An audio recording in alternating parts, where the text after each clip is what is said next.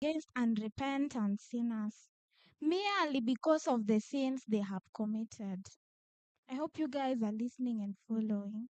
The wrath of God is not declared against unrepentant sinners merely because of the sins they have committed, but because when called to repent, they choose to continue in resistance, repeating the sins of the past in defiance of light given to them.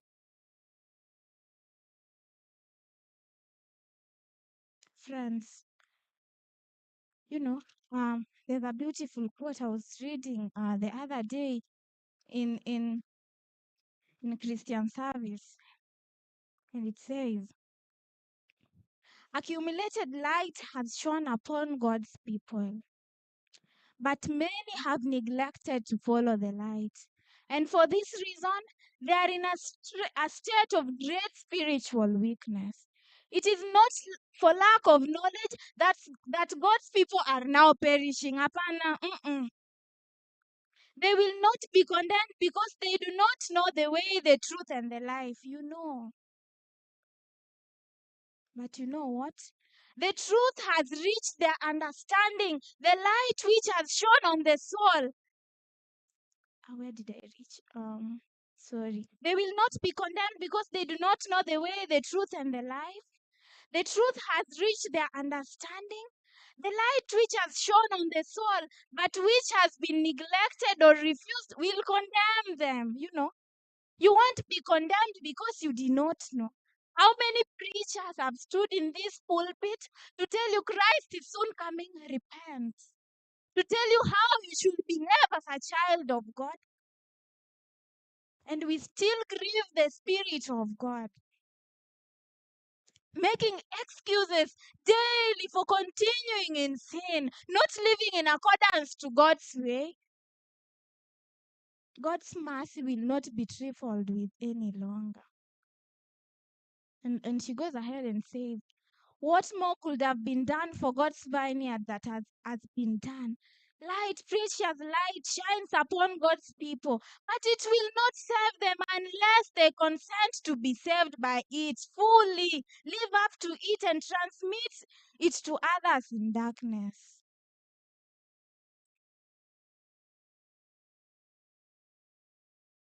Let me just read this one.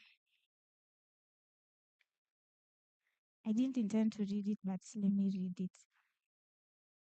Still Christian service.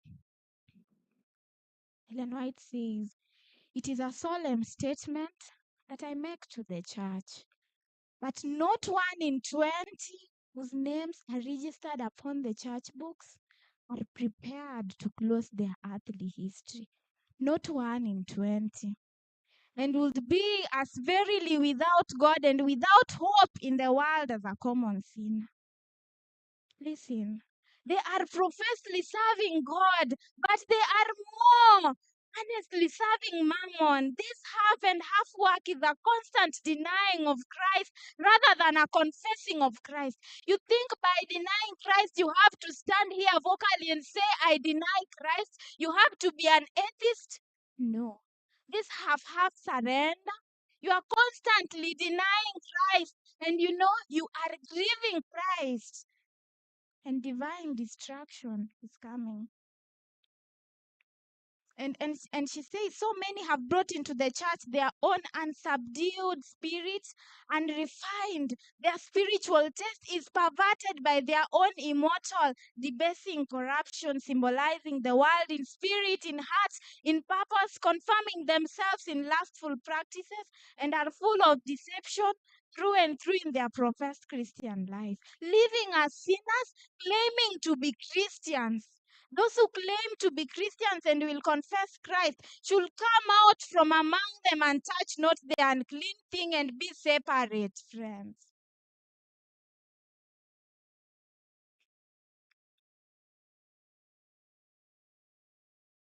Probably the last quote, and then we see Sodom and Gomorrah.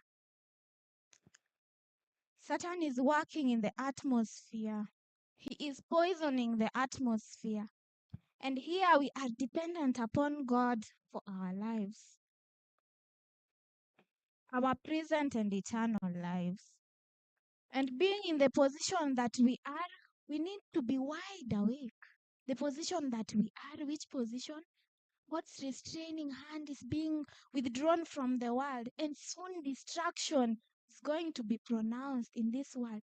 And even though all these signs have been mentioned to us, we are still asleep, Adventists who have the messages of truth,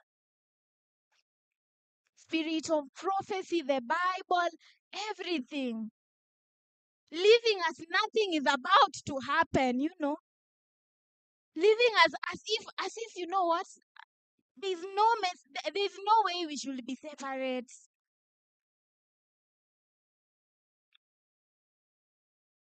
And she says we need to be wide awake, wholly devoted, wholly converted, wholly consecrated to God.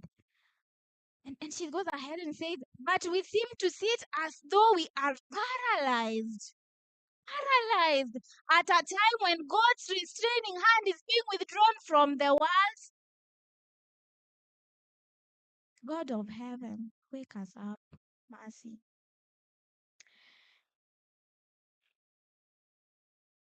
Sodom and Gomorrah.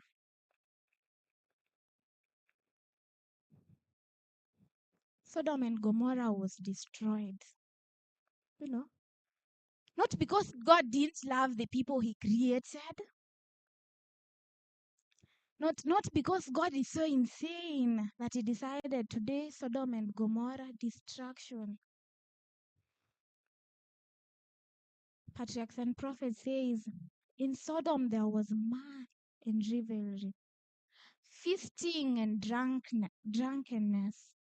The vilest and most brutal passions were unrestrained, just as the world today. The people of Sodom, the people openly defied God and his law, and delighted in deeds of violence. They delighted in deeds of violence. And she says, though they had before them the example of the antediluvian world, the world during the flood, and knew how the wrath of God had been manifested in their destruction. Yet they followed the same course of wickedness, Yet they had before them the example of the antediluvian world. It didn't bother them. They didn't care, you know. And when you read patriarchs and prophets, they had before them the example of Abraham, which they could look at and could see a living God. But these people, their heart was so much hardened in sin. It's not that God did not send prophets to warn them of the coming destruction. And so what could have been done?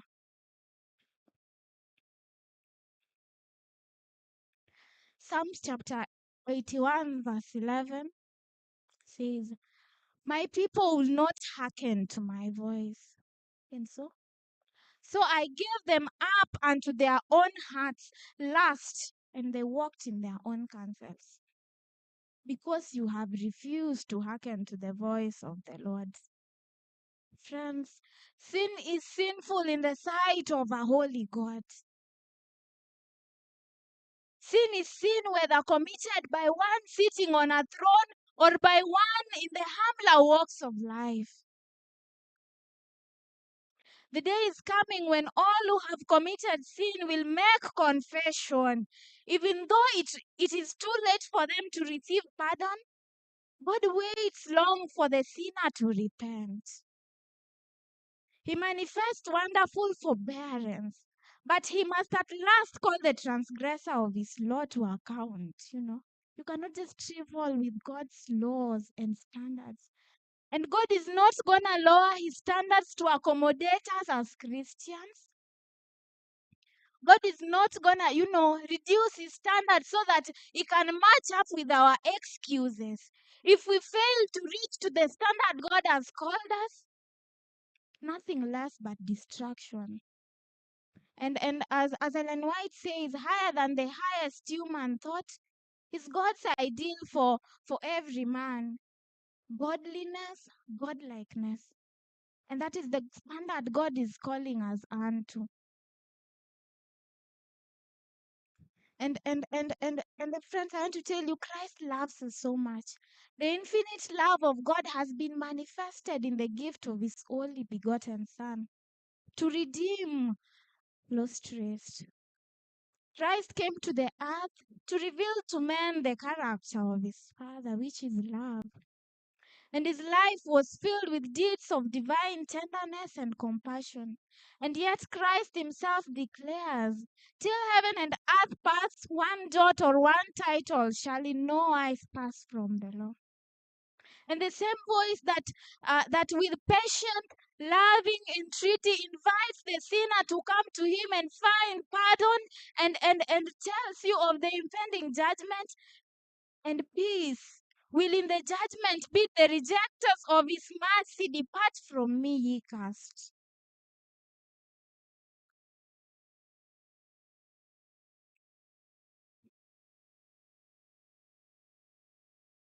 The destruction of the Amalekites in 1 Samuel chapter 15, verse 3.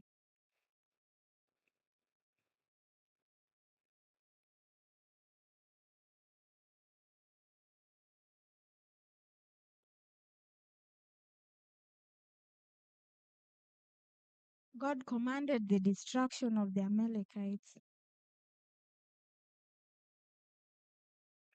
And when I was reading commentary, Ellen White's commentary on this, and she was saying, God wished the nations to see the end of that people who had defied him when he commanded